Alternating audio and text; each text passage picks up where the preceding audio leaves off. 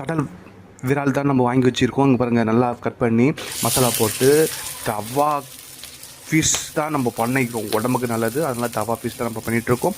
இங்கே பாருங்கள், கடல் விரால் ஒரே முள் சென்டர் முள் சொல்கிறாங்க, அதனால் வாங்கியாச்சு. இதை வாங்கி நம்ம டேஸ்ட் பண்ணி எப்படி இருக்குதுன்னு பார்ப்போம்.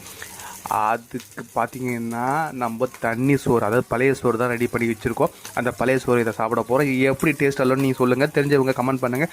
சூப்பராக இருக்கும்னா லைக் பண்ணுங்கள்.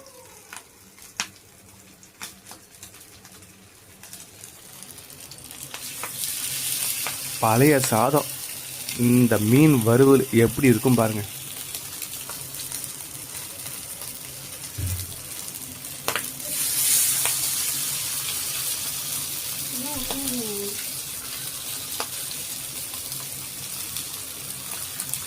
சூப்பராக இருக்கும். நீங்களே வாங்க சாப்பிட்டு பாருங்கள்.